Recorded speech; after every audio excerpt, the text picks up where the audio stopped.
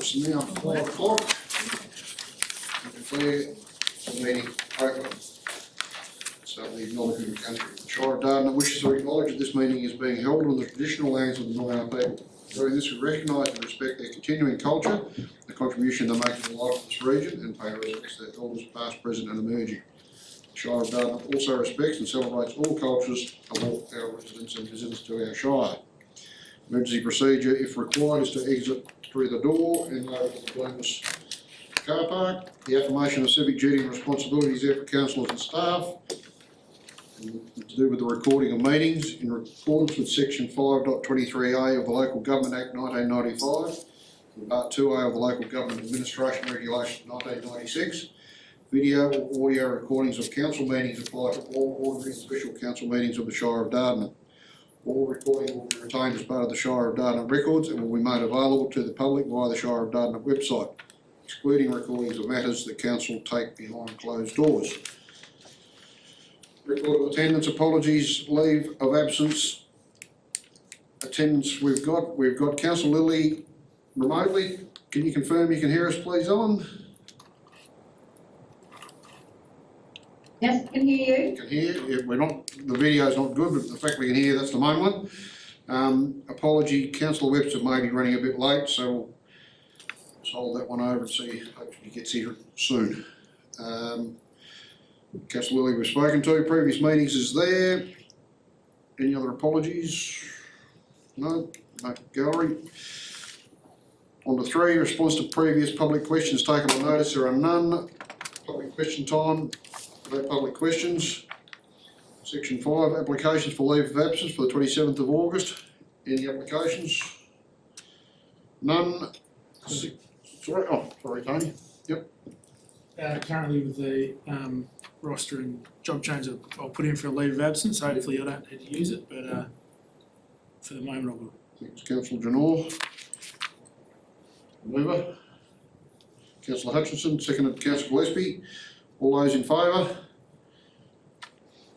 Ellen, we're not getting a video come through. Can you confirm verbally that you're either a yay or a nay, please?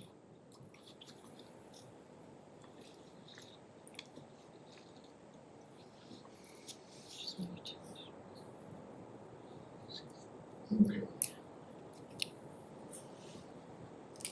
Councillor Lilly, are you? Do you need more light? No, the video just has paused, so we are having difficulties seeing whether or not you're voting for the motion. It's a big delay. Yes? Take that as a yes. Take that as a yes. Thanks. Yes. Yep. Thanks, Councillor Lilly. Yes.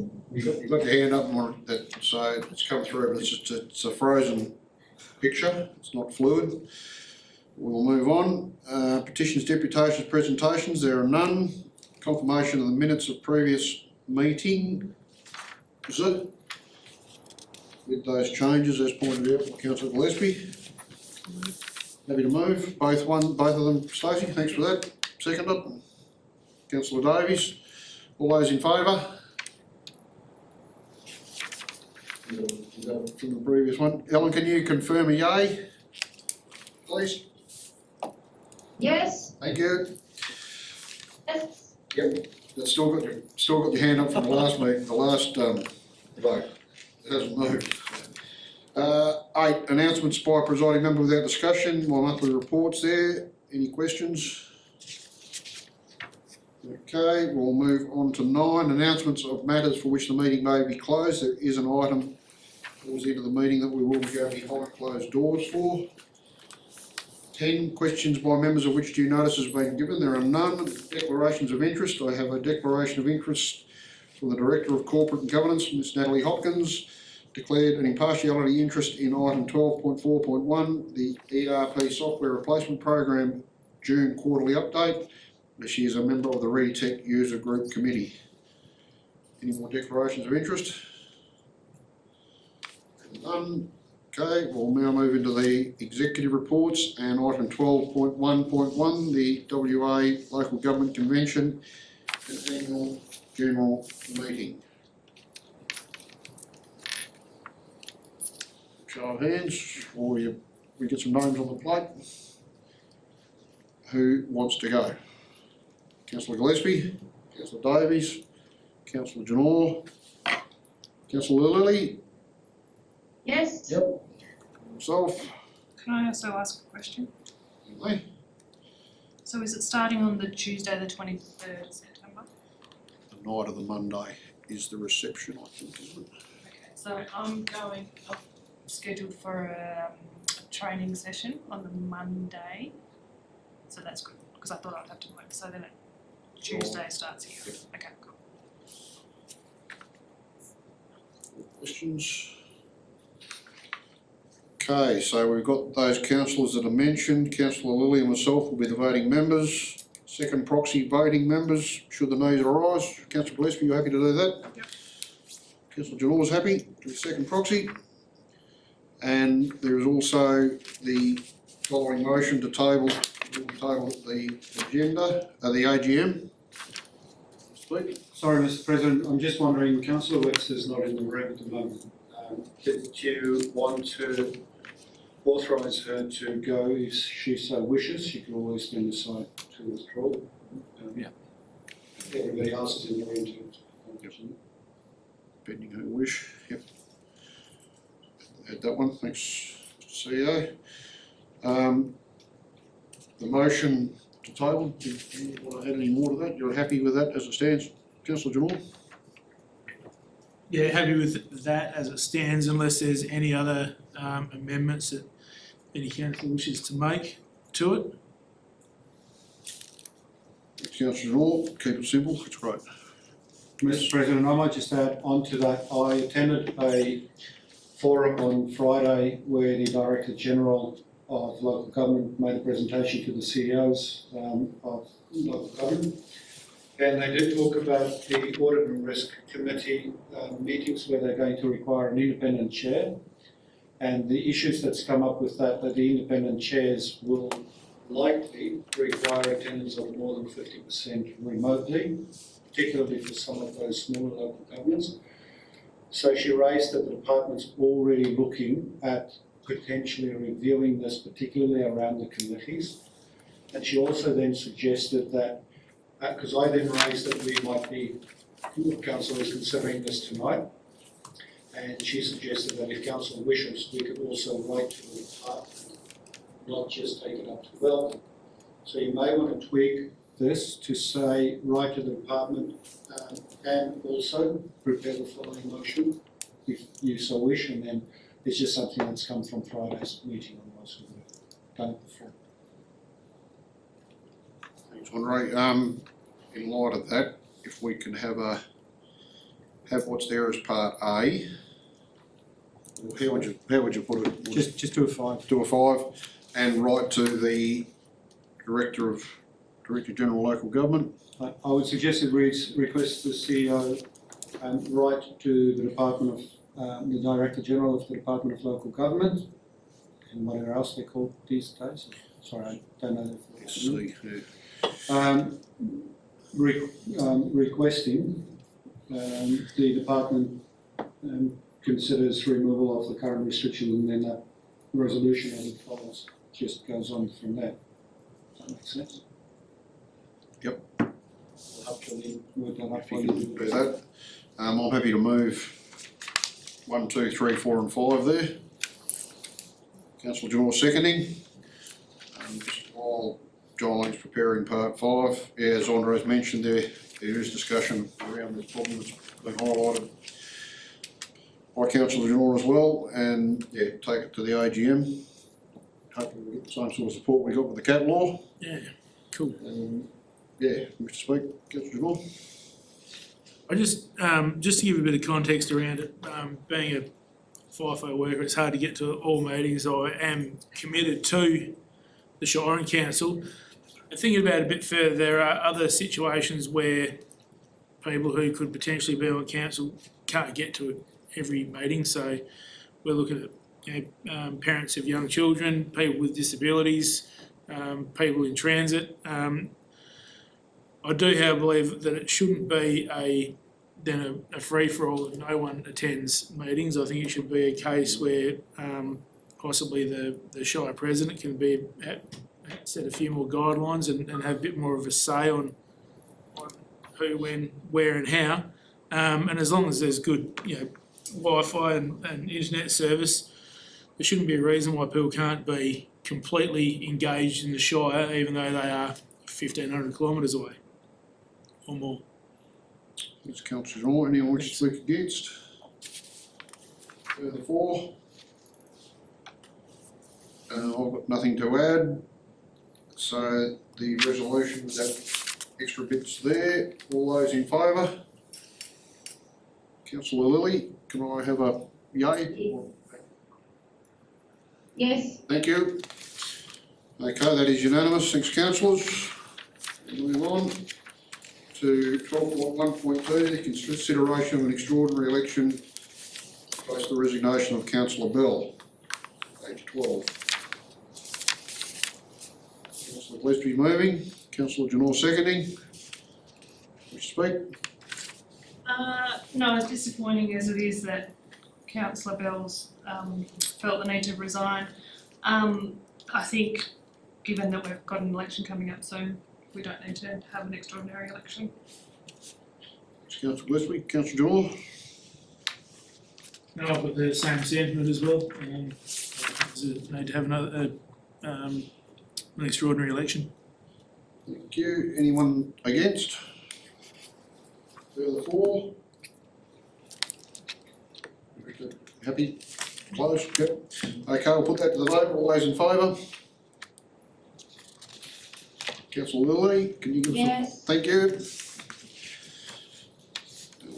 On to Sustainable Development Directorate and the Events Program and Youth Advisory Group, page 17.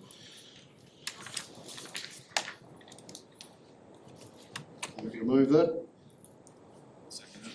Councillor Maloney seconding. Just in doing this, it's going to sort of streamline the process a bit and give it a bit of extra zhuzh. That directorate, just by reading those events into the 3 different seasons they're held in and go from there. Maybe. Anyone against? Okay, I'll put that to the vote. All those in favour? Yes. Thank you. 12.2.2, the annual review of infrastructure costs for the Dardanup DCP. 23, the resolution's down the bottom there. Move that. Councillor Gillespie seconding. Discussion required.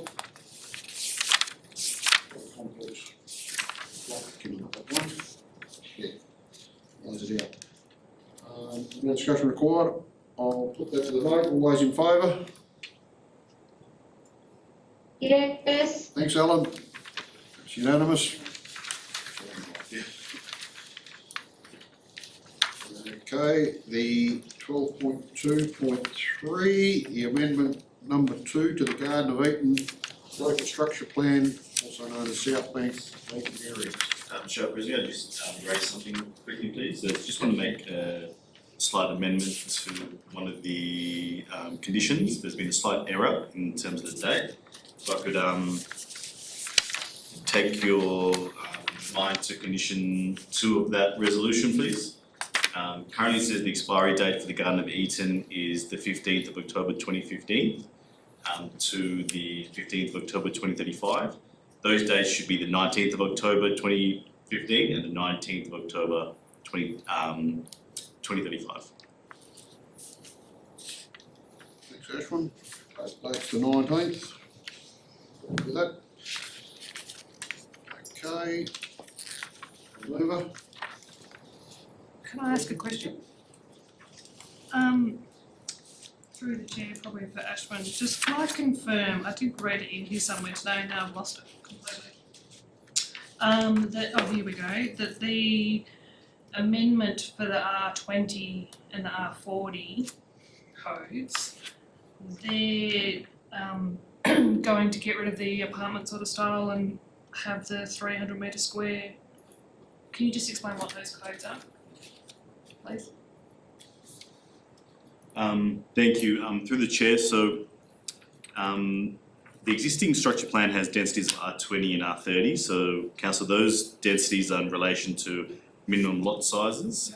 So for an R20, you would have a lot size of 450 square metres, and for R30, you'll have a lot size, it's between 350 and 400 square metres.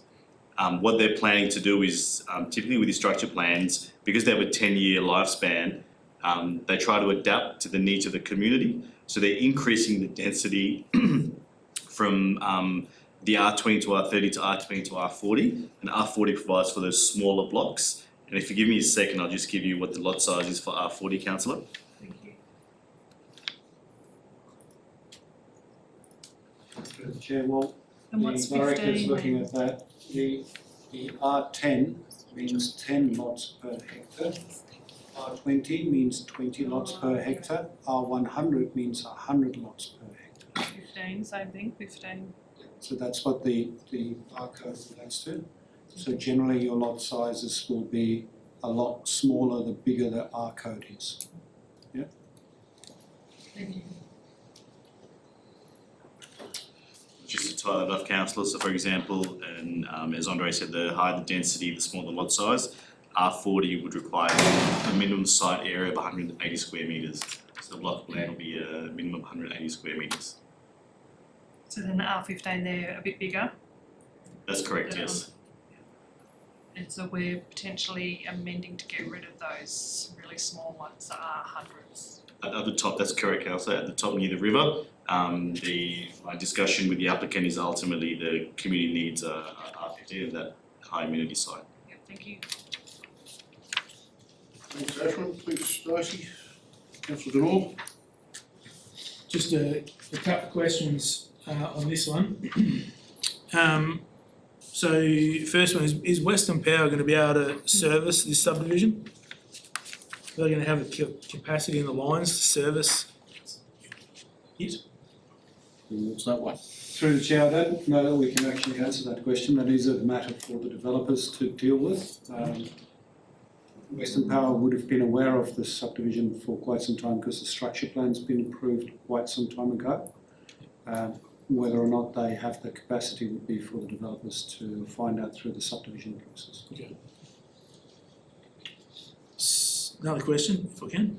So 1A talks about a kangaroo management plan being required. Now this may be a bit controversial, but I'm just wondering why it is up to this developer to come up with a kangaroo management plan where the Shire and developers have been pushing the kangaroos into that spot for the last 20, 25, 30 years, and now it's up to the developer to come up with a kangaroo management plan. They're overpopulated and they're already starting to cause havoc on the roads around the place with every road and development put in.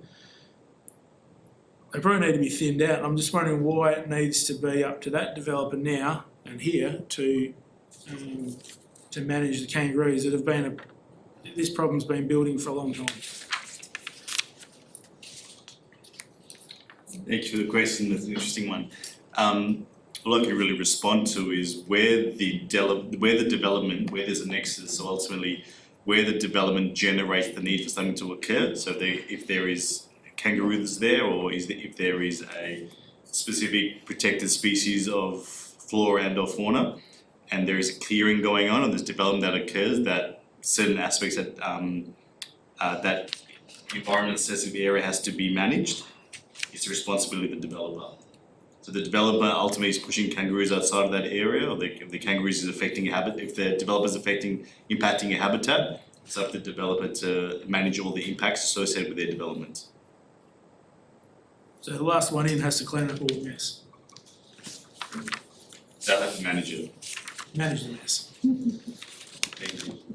Thanks. Thanks, Councillor Denall. Another one? Yep. I do have a couple on this one. So, in the,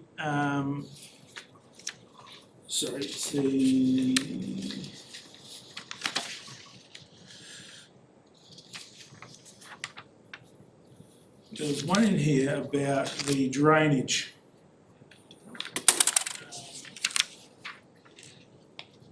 Oh in the budget whole of life costs, about drainage infrastructure. My question with this one is, how do we, as a Shire, guarantee that when this subdivision build goes in and they put the road drainage in, we don't then, when the next subdivision goes in following this, end up with a chicken treat and pub corner flooding every time we get 3 inches of rain? How do we future-proof the Shire for that?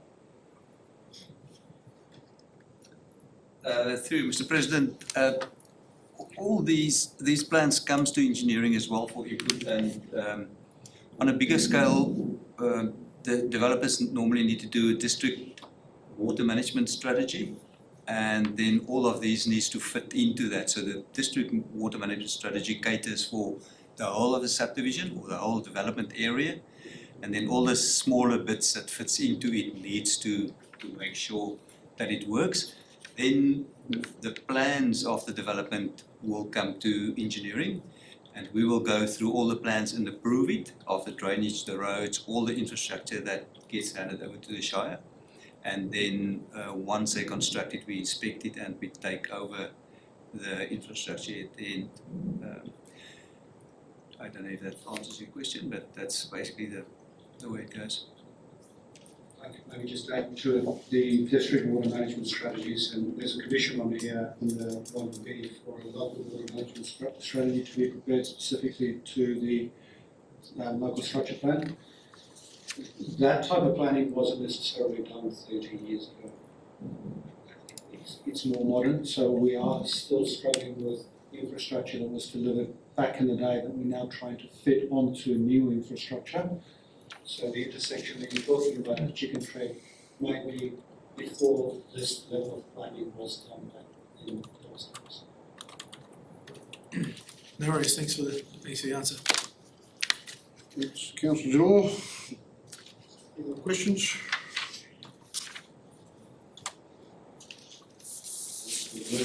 Resolution, the officer recommended resolution as it stands. Councillor Hutchinson seconding. Discussion on it has come about from a change in the density changes in what the market's probably looking for, so the funds just tidying things up before they start working on it. Yeah. Councillor Hutch, wish to speak? No, I understand the reason, because what people see as a house size and lot size and all that, it's a lot different to when I was a young bloke. So, we've got to keep up with the times, and this gives a little bit of forward vision. I don't think it impacts upon open areas, so I think it's all good. Thanks, Councillor Hutchinson. Do you wish to speak against? Okay, with that, I'll put it to the vote. All those in favour? Yes. Thanks, Alan. It's unanimous. Okay. The next one is, I think from infrastructure. Mr. President, you may recall there was an item in the briefing document last week, but we've got a bit more homework to do, so we pulled it. Yep. Corporate and Governance Directorate reports, 12.4.1, the Enterprise Resource Planning Software Replacement Program, June quarterly update. Through the chair, happy to take any questions. Yeah, I have a question. Thanks, Alan. Yep. Have we completed the disaster recovery exercise? Through the chair, the DR exercise, that will be reported through to our audit and risk come September.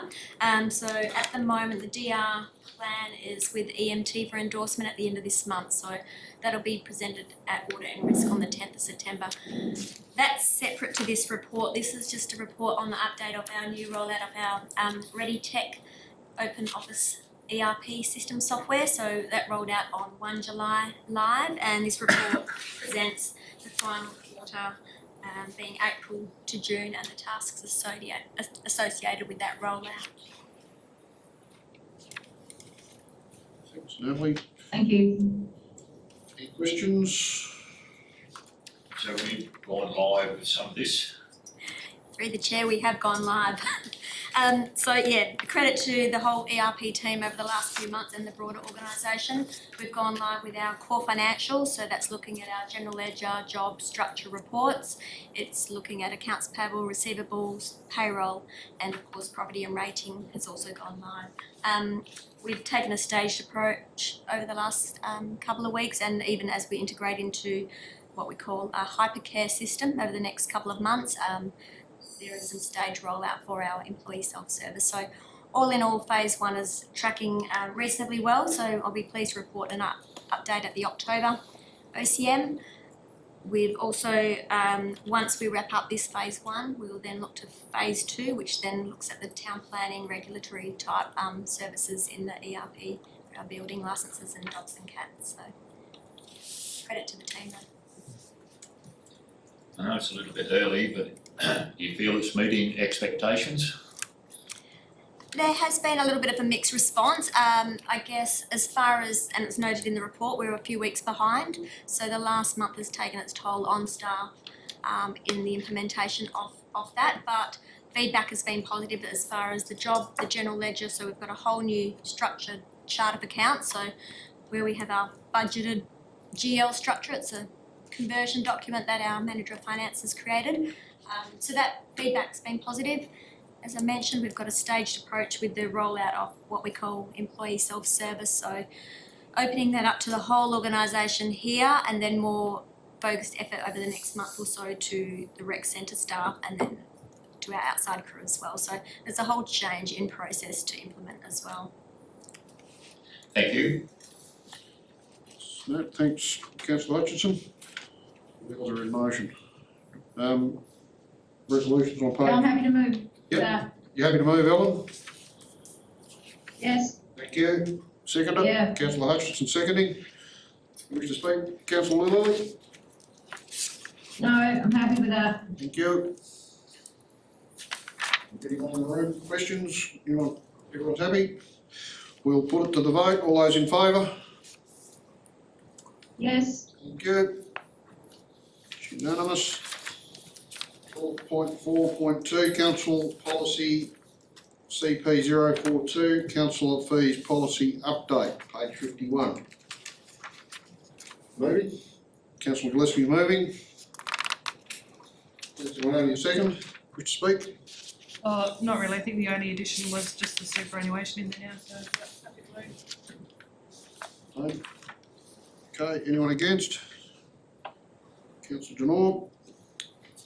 I can understand why there's superannuation being put into our allowance. However, I don't believe that the ratepayer should have to foot the bill for our superannuation contributions. So I don't think I'll be voting for this one. Councillor Janor, any further for? I respectfully disagree with Councillor Genoa's view on the world. We're in the next millennium. We're having people I talk to around the state, we're having problems getting councillors to come on council. And the world's a bit different to what it was 25 years ago, where we got to have, both parents have to work.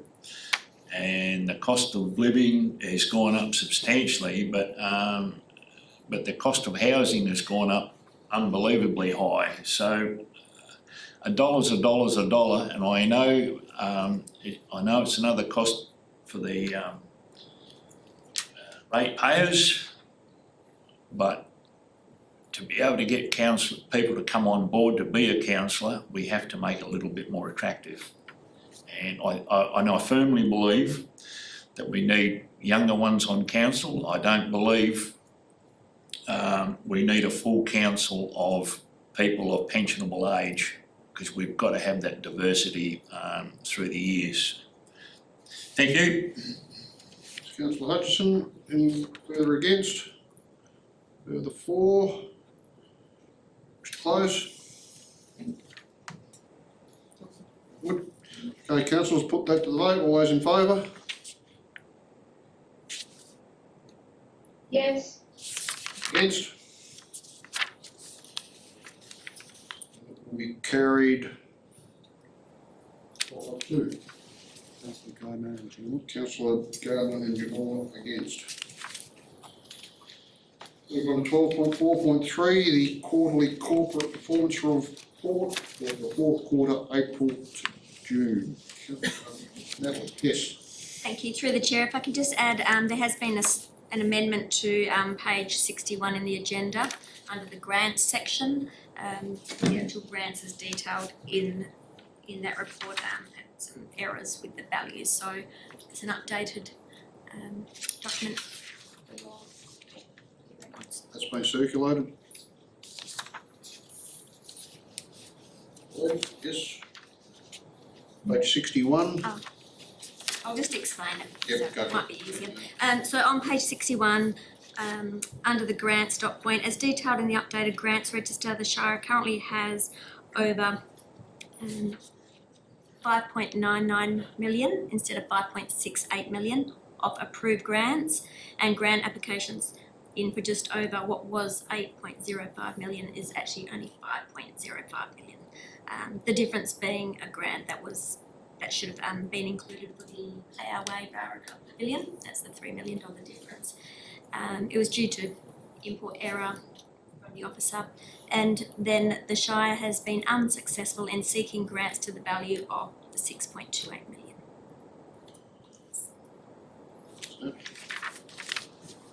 Resolutions, page 59. Councillors, I'm happy to move that with that amendment in the body of the report. Councillor seconding.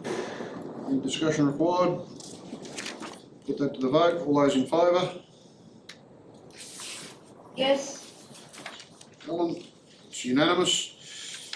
12.4.4, the tender RFT F04158383 for the procurement of the Yarragadee water allocation, page 62. I can move that. I'll move that. Councillor Lilly moving. Councillor Hutchins second. Wish to speak, Ellen? Only to say that it needs to be done, and clearly the acceptance of that tender is the most appropriate based on the information we've been provided. Thanks, Ellen. Councillor Hutchins, wish to speak? No further comment. Good. Any against? Put that to the vote. All those in favour? Yes. Thank you. That's unanimous. 12.4.5 on page 69, the Microsoft Software Licensing Enterprise Agreement. Councillor Manoni moving. I'll move that. Councillor Manoni moving. Councillor Gillespie seconding. Wish to speak? Anytime we can save some money, that's good, so if we can get in with the other governments and do that, that's good. Yes, Chair. Stacey? Yeah, good to see. I know a few of us councillors have been talking for some time about trying to merge certain services, so it's good to see this can happen. Collaboration. Anyone against? Further for? Put that to the vote. All those in favour? Yes. That's unanimous. Thanks, councillors. 12.4.6, the CATS Amendment Local Law 2024 Further Undertakings, page 73. Councillor Jewell moving. Let me second that. Councillor Jewell, wish to speak? No, I think just keep some momentum behind this, keep it front and centre of what we're doing. It's a big undertaking, crossing the T's and dotting the I's, and this is part of the way there, so. Stoney, and get the legislation changed and we'll be able to move it again. Very good. And we'll get the dots in the right place. Anyone against? Councillor Hutchinson? I'm against it because I believe the one that we voted on last year was the way to go. So I don't, I don't believe in this, the way the system worked, I don't agree with it, so, thank you. Councillor Hutch, you wish to close, Councillor Janor? No? No. Okay, we'll put that to the vote, all those in favour? Against? Against? Ellen? So that will be carried 5-2 with councillor Hutchinson and Lilly voting against. 12.4.7, the monthly statement of financial activity for the period ended 30th of June 2025. Councillor Gillespie? I'm happy to second that one. Oh, Luke had his hand, sorry. Oh, sorry, Luke. That's all right. Councillor Davies seconding. Any discussion required? Put to the vote, all those in favour? Yes. Thanks, Ellen, that's unanimous. 12.4.8, the schedule of paid accounts as at the 30th of June 2025 on page 83. Just through the chair, if I may. Yes, There was a query from councillor Hutchinson this afternoon, or this morning I should say, around EFT 60817, just regarding some legal advice that council staff sought. So I can confirm that it was an investigation that was outsourced via two separate grievances with staff members, and it had been ongoing for some time. Issues were complex.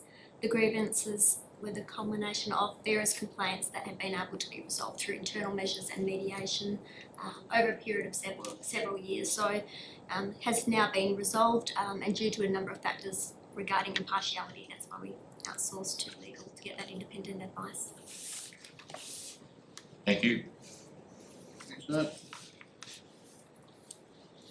Councillor Janor moving. Councillor Gillespie seconding. Any discussion required? Councillor Janor? Few questions, and forgive me on this because I wasn't available for the agenda forum. But in this, and it might have been answered, so there's a definite uptick in the expenditure this month compared to previous months. I think it usually sits around 1.1, 1.3, it's 2.1 this month. Is there a reason for the uptick?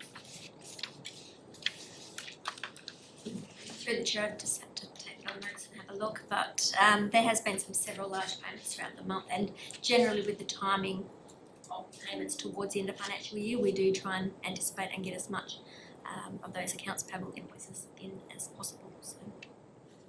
Through the chair, just a couple that I can pick up. So we purchased a new truck at $173,000. And there's also repayments of our loans that's come off in the month. $100,000 in that space as well. So it's about $300,000 just in those two transactions. That would be outside of the norm of transactions that we do. And sorry, just through the chair, included in that is also the land gate, so we had our GRB revaluation invoice come through. Okay, thanks very much. Another question if I can, there's a EFT of 60981, a laptop and monitor for 19747. Was there any more context to that one, or was it just for a laptop and a monitor? Take that on notice, but I would expect it's more than likely for a bulk purchase. I'll look into that and come back through email.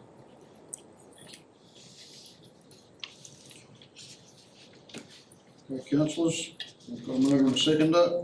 Once questions, please, I'll put that to the vote, all those in favour? Yes. Thank you, Ellen, that's unanimous.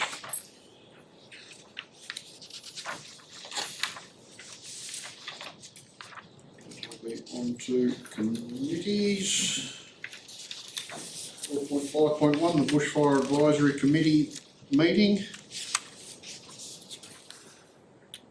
Maybe you happy to move? Which one are we moving, sorry? Yeah, there is a slight change. There is a slight change, yes. If I You could, want to speak to that, Ashwin? Yep, please. speak to that quickly. Officers are recommending that council make a slight change in relation to resolution B, which pertains to the fire break notice.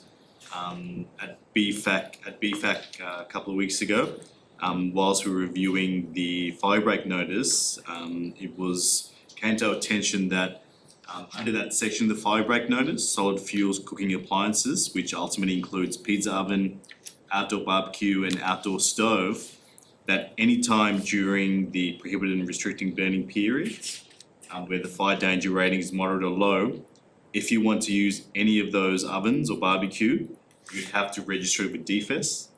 The discussion ultimately on the night was that would be a resource impost on DFES if everyone wanted to use their barbecue or pizza oven during that period.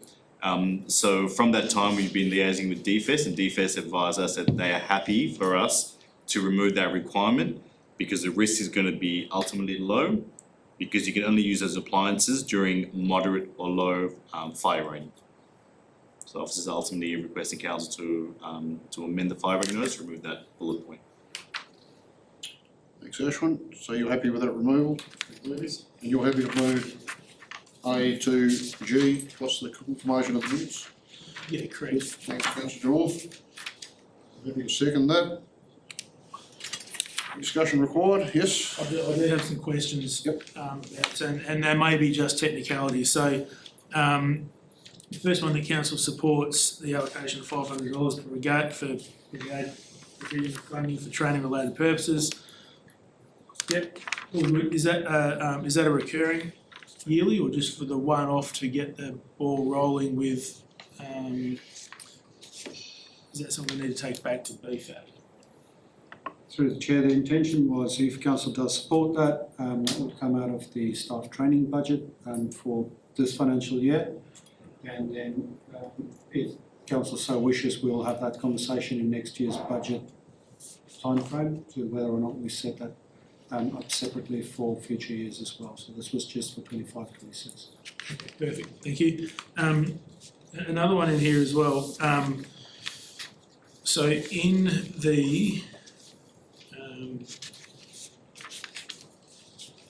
sorry, where is he? The use of a fire pit may occur within the Shire of Dardanup without a permit. That line there around fire permits, is that in contradiction to our overarching fire management plan within the Shire? Because I'm pretty sure that it states that if you're lighting a fire pit in town, it needs you do need a permit.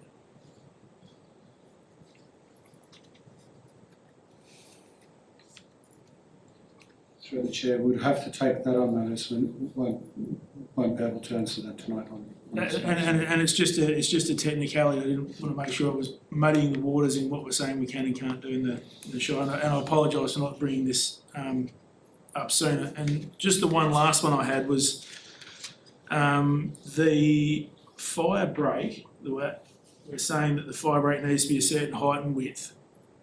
So if someone's got a fire break they need to put in, is the Shire able to offer any assistance for clearing permits for that landowner to clear a substantial fire break to gain access up and down their fence line?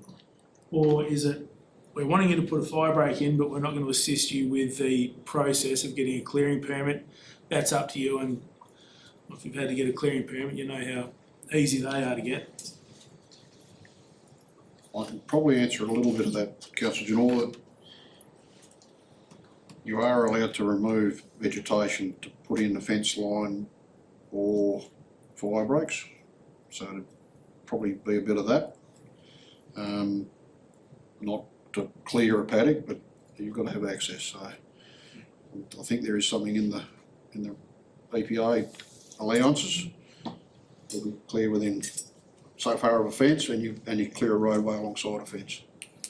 So, I just wanted to make sure we're not setting landowners up to fail with this expectation. Through the chair, there is also the fire break variations and exemptions provided for in the fire break notice. So if somebody can't cut the fire break down a certain track where it needs to go for whatever reason, environmental reasons or the like, they can apply for a variation, and then we can actually approve a fire break that goes around that particular area for if that needs to happen. So there is some flexibility built into this. It's probably would be very difficult for a local government to get involved in every landowner's fire breaks if they need clearing permits. So that's something that generally local governments don't take on, and it's left up to the That's understandable. Councillor Hutchinson. So does that variation include instances where we as a shire have trees hanging over into people's paddocks and that the stock use it for shade, so are we able to put that fire break around those trees, or will the shire come and clean their branches down? Yeah, look, the process is, Councillor Hutchinson, that the landholder will apply for variation. Their fire control officer will come and inspect it and puts the recommendation back to BFAC. I haven't seen any get knocked back that are sensible. I mean, quite often there's a wet spot that they can't traverse, so yeah, and they get a 3-year exemption.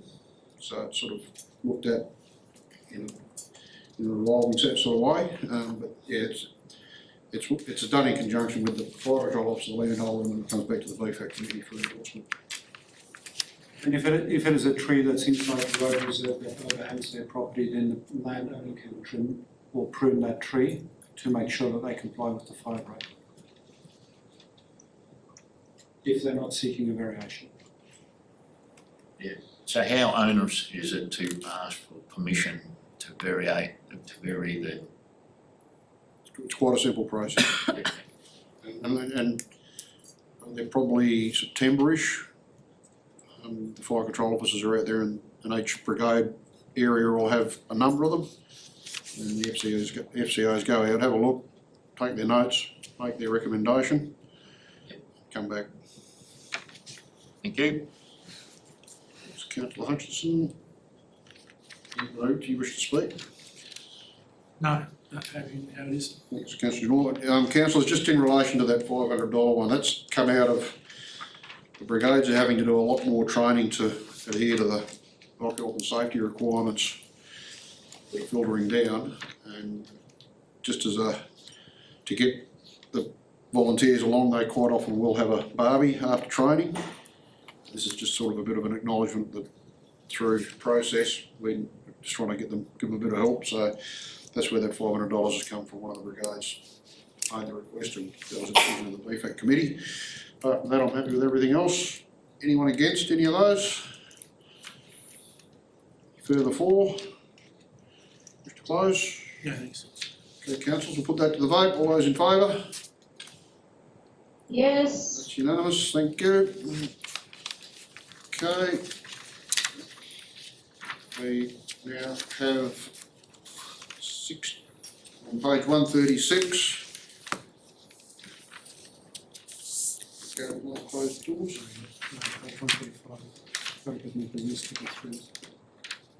Oh, Mr. President? hang on, mate, I'll just a couple more. We'll go through part 13, elected member motions of which previous notice has been given. There are none. No new business of an urgent nature, introduced by decision of the meeting. No public question time. That's behind closed doors. I think he's got a question first. Question? My question is, why does this need to have to go behind closed doors? I mean, the issues in here, I don't see it need to go behind closed doors. I believe we need to be open and transparent with the ratepayers and the residents. We're not quoting people's names, we're not quoting tender figures or any businesses and things like that. Why can't we keep it open and transparent? Because the outcomes will affect the ratepayers and the residents, as they're paying for it anyways.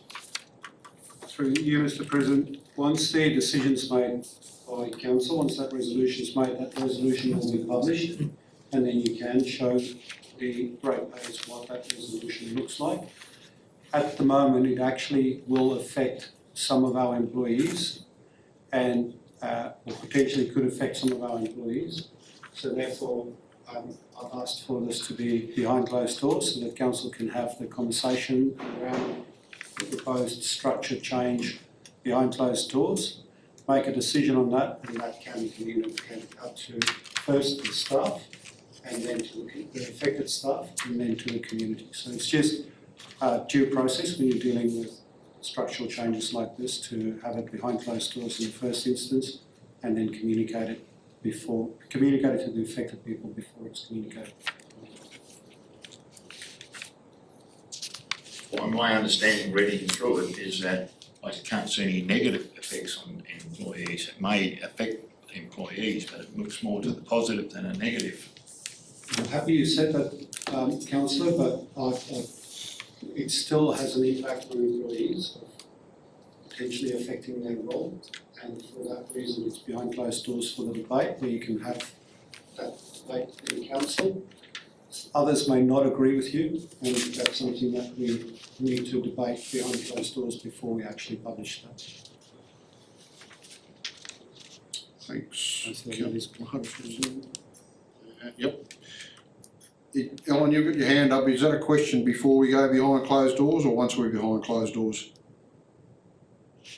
Yes, it is a question before we go behind closed doors. Yep. I'm wondering whether it would be better to workshop this concept. We'll go behind closed doors and we can discuss that then. Okay, councillor Gillespie's moving, we go behind closed doors. I'm seconding, all those in favour? Ellen?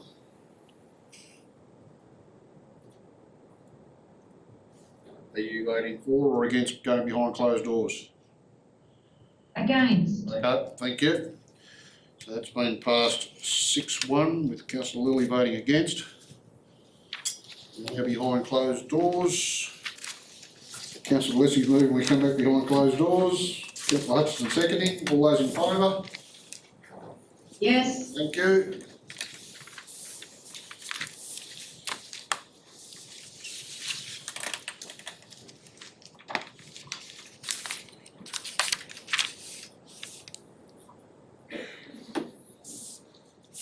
Behind closed doors, there's no gallery, no, do we have to?